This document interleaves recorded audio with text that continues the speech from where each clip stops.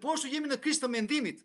Shihni, edhe kryeministri, edhe ministri i drejtësisë, referohem këtij personi, edhe ministresha për arsim, e cila e ka rolin kryesor ditët e fundit se gjë më e rrezikshme është ndryshimi i ligjit për arsim që tenton ajo ta ndryshon. Do ta flasim edhe çfarë ato thon rreziku ka. Po. Ato thon gjua zyrtare është maqedonishtja, shqipja mund të përdoret.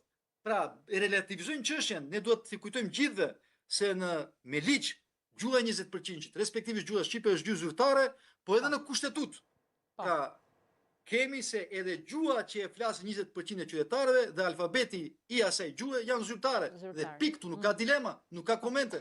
Dhe pra ne jemi edhe krizë të mendimit. Sepse ato nuk mendojnë për peshën e fjalës dhe për pasojën e veprës që e bëjnë. Zoti Snopçe, a mund të jetë një indicje për të ndryshuar ose për të vijuar një situatë ngjashme si kundër ndodh kjo sot, pra me gjuhën shqipe edhe më tej që në një farë forme do të nënkuptonte patjetër cënimin e shqiptarëve në Republikën e Maqedonisë së Veriut?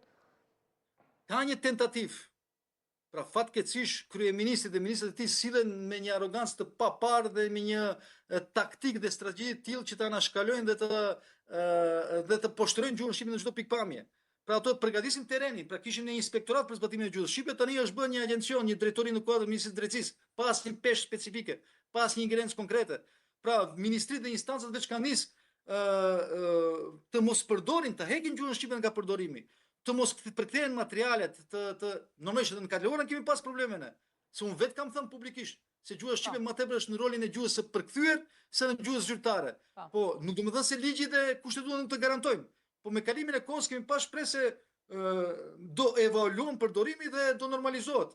Po si mund të normalizohet në këtë pikë edhe të politikës, pra po flas për ju nënkuptoj pra faktorin shqiptar të çdo partie nga ana tjetër, apo qoftë edhe mbështetje, kemi parë që Tirana Zyrtare ka reaguar ditën e sotme në lidhje me këtë çështje. A shihen ndoshta edhe si praktika fort mira mbështetëse të shqiptarëve? Pro, e lexova reagimin e ministrit Hoxha, që ishte një reagim shumë diplomatik, shumë i saktë, shumë me vend dhe më erdhi shumë mirë. Pra, që moti Tirana Zyrtare nuk ka pas një reagim aq koncis, përpik dhe eksplicit. Pra, faktikisht ministri Hoxha në mënyrë indirekte u thot të gjithëve jep mesazh të fuqishëm se demokracia ka mehanizmat që të zgjidhet problemet, edhe nëse ka mangësi dhe pengesa të llojeve të ndryshme, nëse ka vullnet, pra mund të gjej mënyra për harmonizimin e legjislaturës me vullnetin e instancave. Që ato që